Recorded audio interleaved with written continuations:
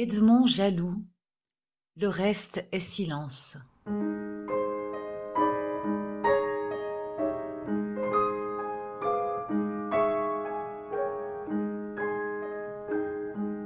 Chapitre 1er.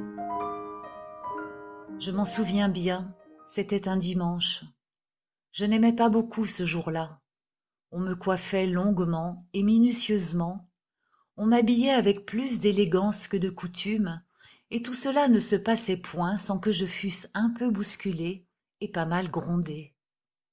Ensuite, nous allions à la messe, ce qui ne m'amusait pas davantage. J'avais un livre et je devais y suivre la cérémonie.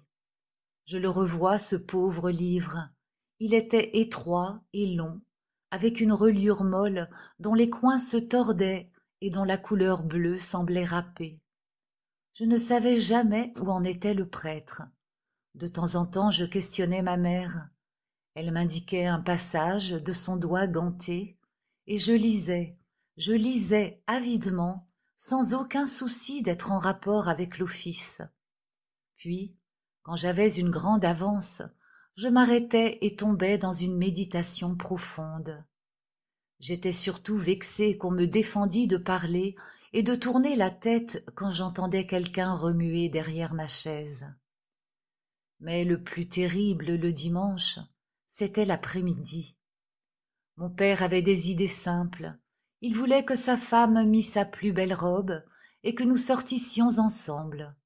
Elle était toute jeune et bien jolie, et il était fier de la montrer à son bras et d'avoir l'air de dire aux gens « C'est moi qui suis le mari de cette délicieuse créature. » Mais elle ne prenait pas le même plaisir que lui.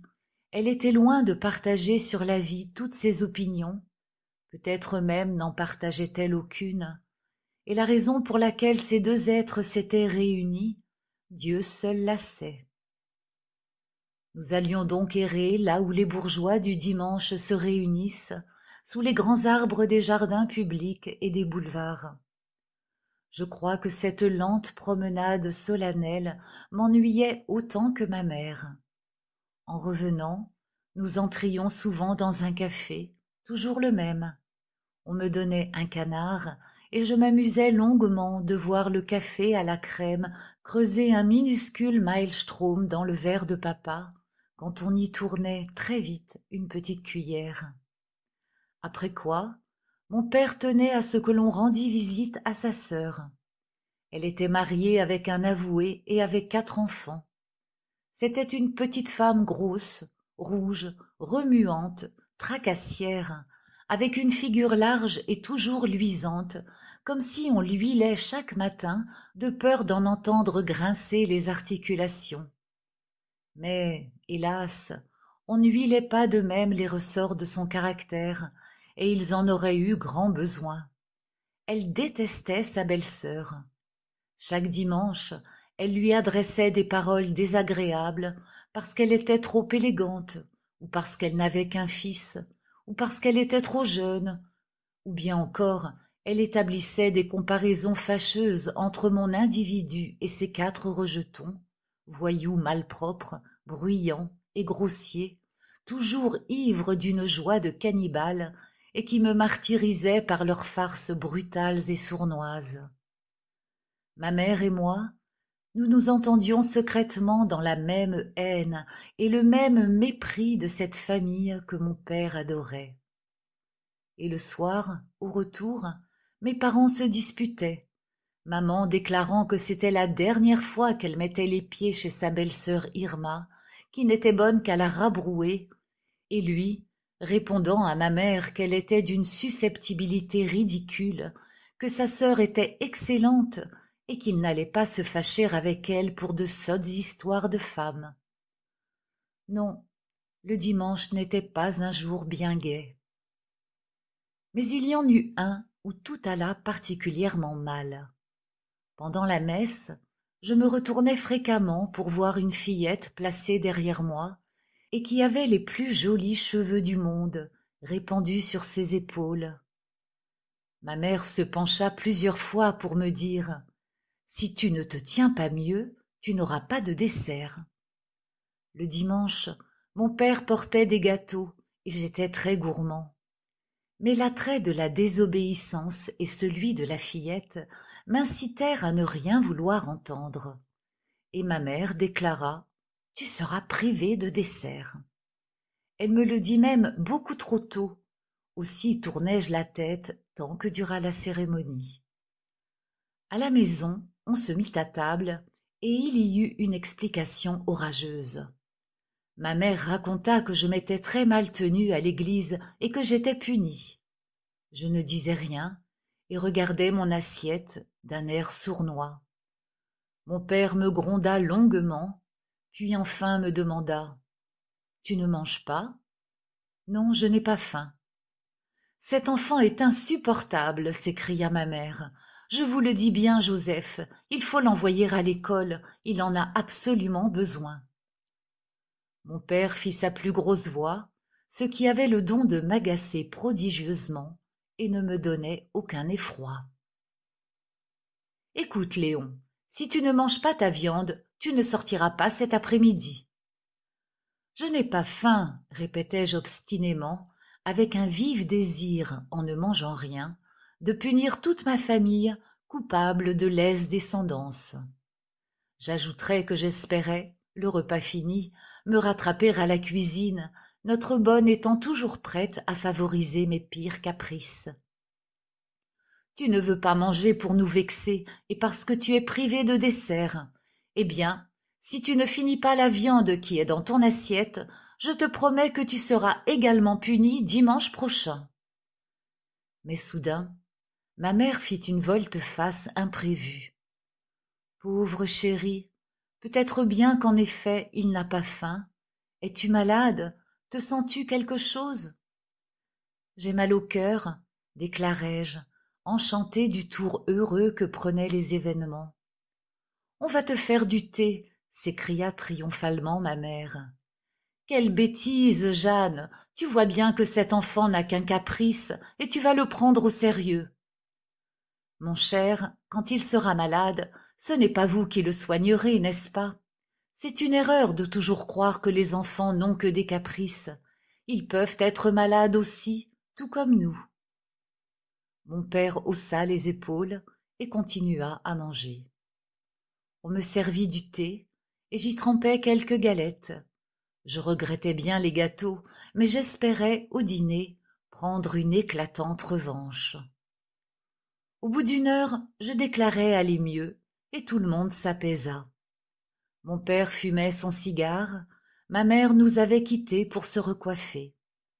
Je me glissai à la cuisine, et comme j'avais grand faim, je dévorais du pain et du chocolat qu'Élise avait toujours en réserve pour atténuer les incidents de ce genre.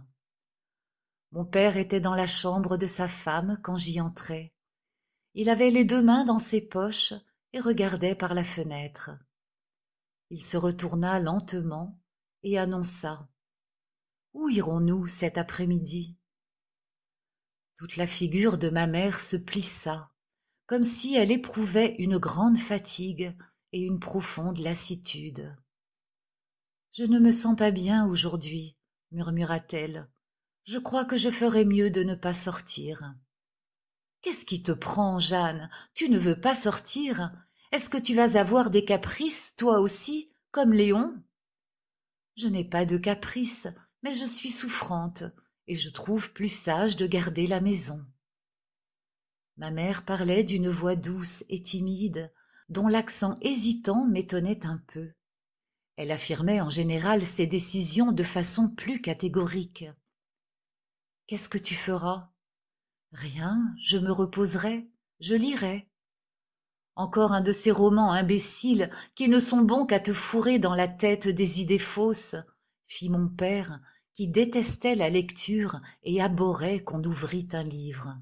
« Comment savez-vous qu'ils contiennent des idées fausses, puisque vous n'en lisez jamais ? » ?»« Tout le monde sait ce qu'il y a dans les romans. Eh bien, je te le déclare franchement, je trouve mauvais qu'une femme honnête se nourrisse l'esprit d'ouvrages où il n'y a que des événements malhonnêtes. Alors c'est décidé, tu restes ? » ?»« Oui. »« Eh bien, je sors, moi. Est-ce que je te laisse Léon ? » ?»« Mais pourquoi ? dit ma mère avec vivacité.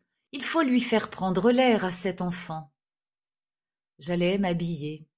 J'endossai un petit paletot et je pris une canne que l'on venait de me donner et dont j'étais fière. Elle était faite d'un bambou à gros nœuds saillants et un sabot de cheval en cuivre argenté la terminait.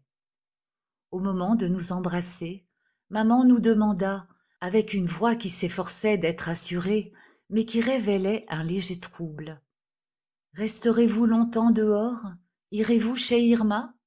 « Sûrement, dit mon père, aussi ne rentrerons-nous pas de bonne heure. » Il prononça cela avec l'assurance triomphante de quelqu'un qui croit vexer profondément son adversaire. Mais il me semble bien maintenant qu'à cette réponse, il y eut sur le visage de sa femme une petite lueur heureuse. Les paroles échangées à table entre mes parents ne laissaient pas que de m'inquiéter fort.